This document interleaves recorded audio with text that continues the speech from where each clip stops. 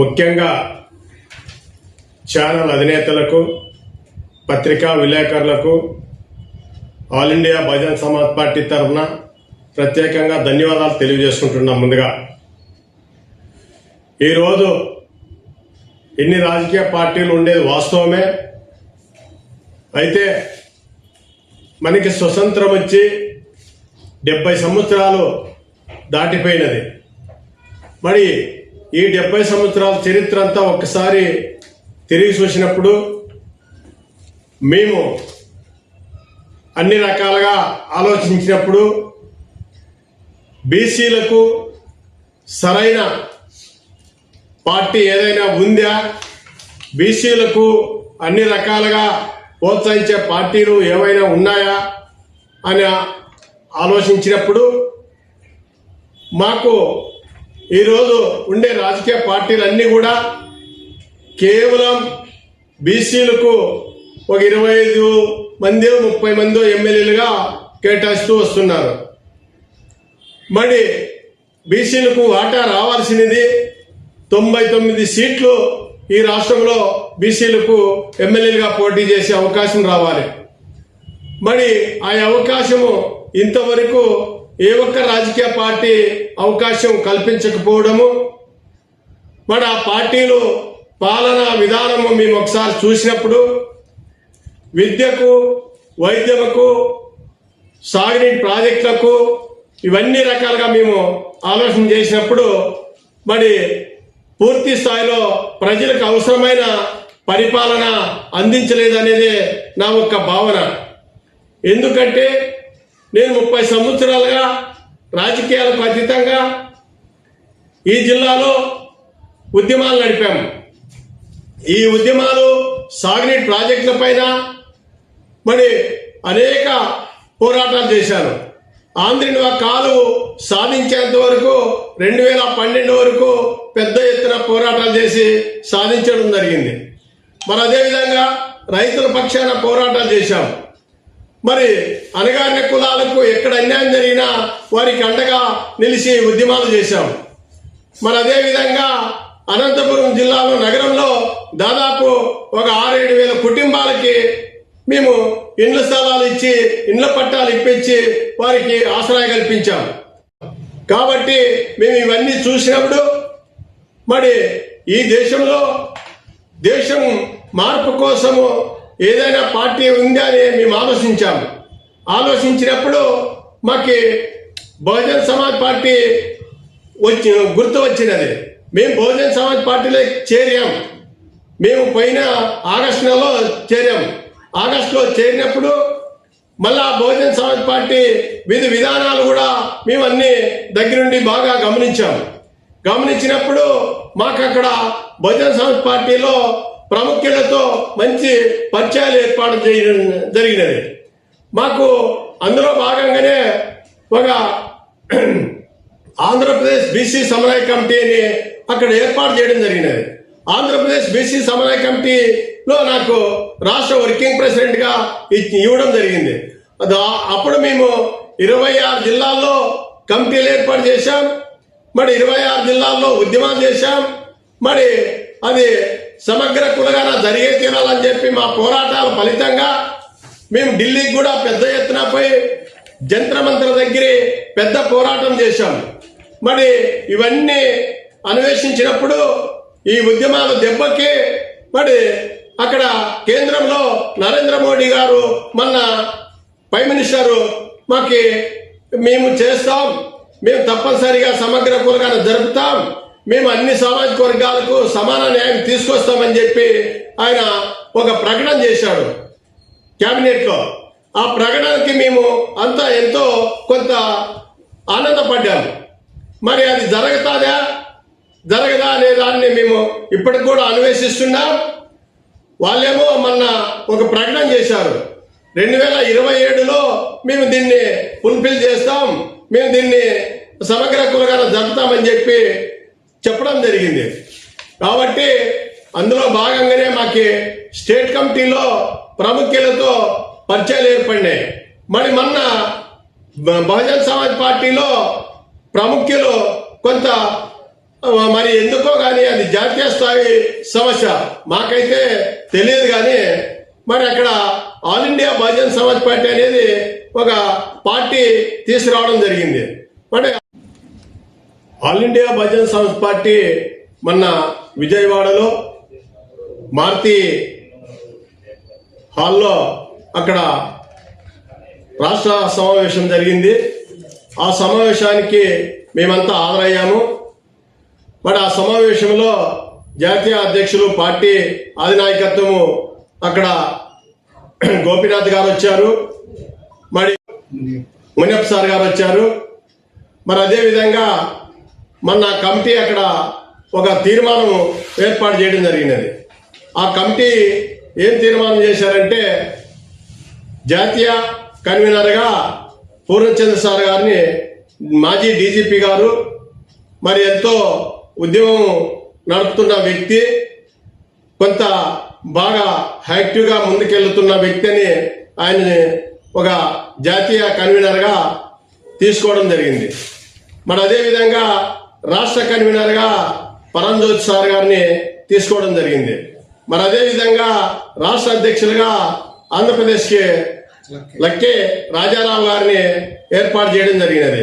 అందులో భాగంగానే అనంతపురం జిల్లా నుంచి కూడా నన్ను శ్రీరాములని నాకు తిరిగిన ఉద్యమ అనుభవాలతో ఇవన్నీ చూడడంతో నాకు రాష్ట్ర ఉపాధ్యక్షులుగా కేటాయించడం జరిగినది.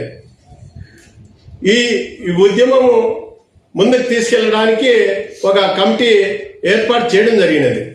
ఈ కమిటీ ద్వారా ఇప్పటికే రాష్ట్ర అధ్యక్షులు, రాష్ట్ర కన్వీనరు, మరి జాతీయ కన్వీనరు వీళ్ళంతా కూడా దాని మీద తర్జన భర్జనగా ఉంటూ అనేక జిల్లాల్లో కమిటీలు వేయడానికి ఏర్పాటు చేయడానికి మరి ఒక గట్టి ప్రయత్నం అయితే జరుగుతుంది. మరి అందులో భాగంగానే అనంతపురం జిల్లాలో కూడా ఒక కమిటీ ఏర్పాటు చేయాలనేది ఆ పార్టీ నిర్ణయం. ఆ పార్టీ నిర్ణయంకి మేమంతా కూడా ఇక్కడ త్వరలోనే అనంతపురం నగరంలో 14 నియోజకవర్గాల్లో ఉమ్మడి జిల్లా నుంచి కూడా కొంతమందిని అవకాశం ఉంటే అందరినీ రమ్మంటాము. మరి ఇక్కడ ఒక కమిటీ కూడా ఏర్పాటు చేసుకోవడానికి అవకాశము ఏర్పాటు చేస్తున్నాం. మరి కమిటీ ఉద్దేశం ఏమంటే ముఖ్యంగా జిల్లా కమిటీ ఏర్పాటు చేస్తాం. జిల్లా కమిటీ తర్వాత అన్ని నియోజకవర్గాల్లో కమిటీలు ఏర్పాటు చేసేదానికి మేము కూడా వాళ్ళకి జిల్లా అధ్యక్షుల గారికి తోడుగా ఉంటాం. మరి అన్ని నియోజకవర్గాల్లో కమిటీలు ఏర్పాటు చేసి మరి మండల కమిటీలు, గ్రామ కమిటీలు ఇవన్నీ కూడా మేము ఒక 2-3 నెలల్లోనే పూర్తిగా చేయాలని మాకు పైనుంచి ఆదేశాలు రావడం జరిగింది. మరి ఆదేశాల మేరకు మేము త్వరలోనే ఈ నెల 22 లోపల మేము ఒక డేట్ తీసుకొని జిల్లా కమిటీని ఏర్పాటు చేయబోతున్నాము. మన ఆ కమిటీలో ఏర్పాటు చేయడానికి అందరినీ పార్టీలో చేరే వాళ్ళందరినీ కూడా చాలా మంది దీని మీద ఇంట్రెస్ట్ ఉండే వాళ్ళందరినీ కూడా మేము ఆహ్వానిస్తున్నాం.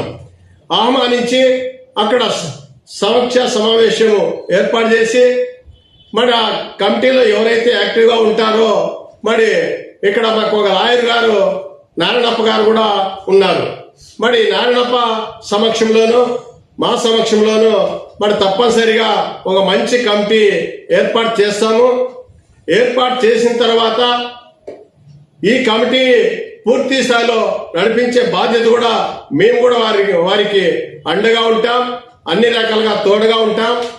మరి రాబోయే రోజుల్లో ఇప్పుడున్న రాజకీయ పార్టీలు విధి విధానాలను కూడా మేము ప్రజల్లోకి తీసుకెళ్తాం.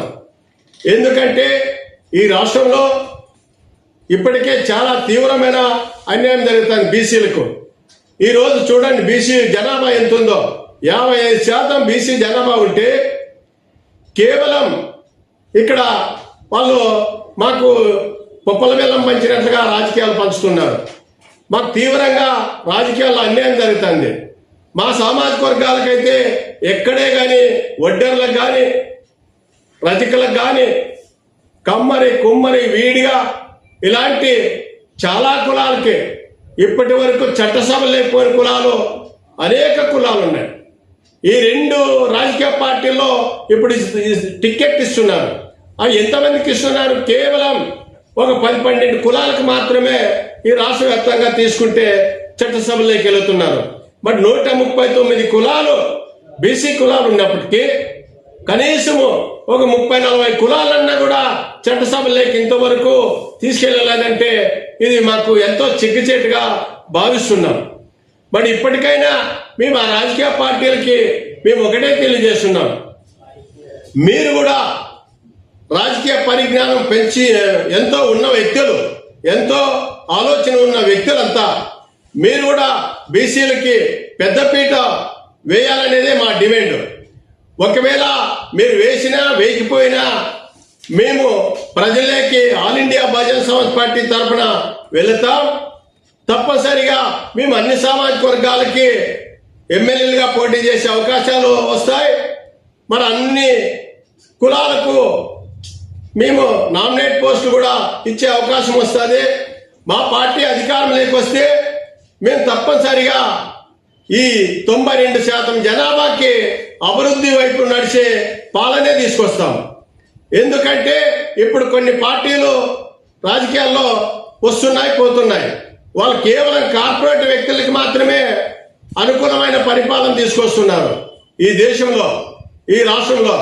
మరి ఈ 92% జనాభాకి ఏదో కాకలకి మెతకలేసినట్ల ఏంటో దిక్కుమాలిన పథకాలన్నీ చెప్తారు, కానీ ఎన్నికల ముందర చెప్పి ఎన్నికలు అయిపోయిన తర్వాత ప్రజలకు అరిచేతిలో వైకుంఠం చూపించినట్లుగా ఆ పథకాల గురించి అసలుకే మాట్లాడరు. మరి ఇన్ని పథకాలు ప్రజలకు చెప్పడం ఎందుకు? ఎలక్షన్లు అయిపోయిన తర్వాత మళ్ళీ ఇంత అర్థమానంగా వాటిని మాట్లాడకపోవడం ఎందుకు? మరి మీరు మొన్న ఎలక్షన్లో జరిగాయి, ఆ ఎలక్షన్లో ఎన్ని పథకాలు మీరు ప్రకటించారు? ఆ పథకాలు ఈరోజు ఎన్ని అమలైనాయి? మరి సంవత్సరం పూర్తి అయిపోయింది. ఈ సంవత్సరం పూర్తి అయిపోయిన సందర్భంగా చూస్తే కేవలం పింఛన్లు వస్తున్నాయి, మరి గ్యాసులు మాత్రమే ఓసారి 2 సార్లు ఇవ్వడం జరిగింది. మరి మీరు మిగిలిన పథకాలన్నీ ఎప్పుడు చేస్తారు? తల్లికి వందనం అన్నారు, మరి తల్లికి వందనం ఇంతవరకు స్కూళ్ళన్నీ ప్రారంభమైనాయి, ఎక్కడే కానీ వాటి గురించి ఇంకా మాట్లాడడం లేదు. మరి ఉద్యోగ అవకాశాలు ఉన్న ఉద్యోగాలన్నీ ఫుల్ఫిల్ చేస్తామన్నారు, టీచర్ పోస్టులన్నీ, వాటి గురించి ఇంకా సరైన సమాధానము ఇంకా రావడం లేదు అమలులోకి. మరి ఈ రకంగా విద్యకి పెద్దపీట వేస్తామని చెప్పారు, ఎక్కడ వేస్తున్నారు విద్యకి పెద్దపీట? ఎక్కడైనా కొత్తగా స్కూల్ కడుతున్నారా? ఎక్కడైనా కొత్తగా ప్రభుత్వ హాస్పిటల్ కడుతున్నారా? మరి ఇవన్నీ ఏమీ లేదు. అప్పుడెప్పుడో జనాభా అతి తక్కువ ఉన్న జనాభాకున్న స్కూలే ఇప్పుడు అవి కూడా చాలా స్కూళ్ళు మూతపడుతున్నాయి. అప్పుడెప్పుడో ఉన్న హాస్పిటల్ మరి అవే వాటిల్లోనే మీరు ఇప్పటికి కూడా పని జరుగుతున్నాయి. మరి ఇంత జనాభా పెరిగినప్పుడు ఎన్ని స్కూళ్ళు పెరగాలా? ఇవి రెండు చాలా ముఖ్యమైనవి. మరి రైతుల విషయంగా తీసుకున్నాము. ఈరోజు రైతులకి విత్తనము వేసే టైం వచ్చింది, మరి ఇంతవరకు ఇంకా విత్తనాల పంపిణీ సక్రమంగా అమలు కావడం లేదు. నిన్న కాక మొన్న ఇక్కడ ఎస్కే యూనివర్సిటీ దగ్గరికి ఆయుధాటపల్లికి విత్తనం వచ్చింది. ఆ విత్తనం చూస్తే ఎంత అద్భుతంగా ఉందంటే అవి భూమిలోకేస్తే భూమిలోకే వెళ్ళిపోతాయి, విత్తనం మొలకెత్తే అవకాశమే లేదు. అక్కడ రైతులంతా చూసి తిరుగుబాటు చేసి ఈ ఇత్తనము మేము కన్నా తీసుకొని వెళ్ళి ఇత్తనం వేసినామంటే మా శ్రమ అంతా వృథా, మా ఖర్చులన్నీ వృథా, మా పెట్టుబడులన్నీ నాశనం అవుతాయని తిరుగుబాటు చేశారు. మరి అప్పుడు మళ్ళీ దాన్ని ఆ లోడని వెనక్కి పంపించడం జరిగింది రైతులు. మరి మీరు దీని మీద ముందస్తుగా ఎందుకు ఆలోచన ఉండదు గవర్నమెంట్కి? మరి దీని మీద రైతుల పైన ఎందుకు మీకు అవగాహన ఉండదు? కాబట్టి మేము ఒకటే చెప్తున్నాము, all India Bahujan Samaj party అనేది పూర్తి స్థాయిలో ప్రతి అంశాన్ని మేము ప్రశ్నిస్తాము, ప్రతి తప్పని మేము ప్రజలకు తెలియజేస్తాము.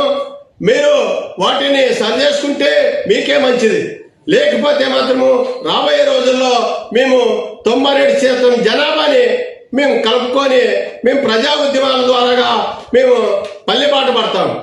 ఎందుకంటే ప్రజలకు అన్ని విషయాలు తెలియాలి, ప్రజలకు అన్ని రకాలుగా మేము చైతన్యం చేయాలి. ప్రజలను మేము తప్పనిసరిగా మమేకం చేస్తాము. కాబట్టి మేము ఈ 4 సంవత్సరాలు మీకు అవకాశం ఉంది.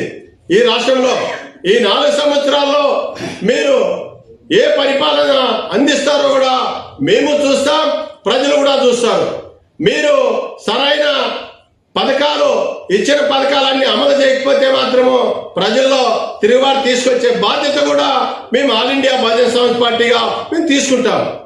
ఎందుకంటే ప్రజలకు అవసరమైన పరిపాలన జరగాలి, ప్రజలకు ఇచ్చిన హామీలు నెరవేర్చాలి. మరి ఈ రాష్ట్రంలో ప్రాజెక్టులన్నీ పూర్తి చేస్తామన్నారు. మరి ఈ రాష్ట్రంలో అనేక చోట్ల చెక్ డ్యాములు, చెరువులు పూడికలు తీస్తామన్నారు. మరి అదేవిధంగా అనంతపురం జిల్లాలో నీళ్లు నిల్వ చేసుకోవడానికి రిజర్వేయర్ల నిర్మాణం చేయాలి. మరి ఇవన్నీ మెట్ట భూములకి నీళ్లు ఇవ్వాలంటే ఇప్పుడు వస్తున్న ఆంధ్ర కాలువ ద్వారాగా పెళ్లి కాలువలు రావాలి. మరి ఆ పెళ్లి కాలువలు వచ్చినప్పుడే అనంతపురం జిల్లాలో ఇక్కడ తప్పనిసరిగా 4,60,000 ఎకరాలకి నీళ్లు పారే అవకాశం ఉంది. ఇప్పుడు నీళ్ళు వచ్చి దాదాపు 10-12 సంవత్సరాలు అయింది. మరి ఇంతవరకు మీరు 1 ఎకరా కూడా నీళ్ళు ఇవ్వలేదంటే ఎంత దారుణము. మరి మహిళలకి రక్షణ లేదు. ఈ అనంతపురం జిల్లాలో రోజు ఒక చోట ఎక్కడో చోట జరుగుతూనే ఉన్నాయి. ఇప్పటికి మేము చెప్తాము, all India Bahujan Samaj party పూర్తి స్థాయిలో మేము ఇవన్నీ ఎడగట్టే రోజు వస్తుంది. అవి వచ్చేటట్లా చేసుకుంటారో, అవి రాకుండా మంచి పరిపాలన అందిస్తారో అది నేటి పాలకులకే వదిలేస్తున్నాము.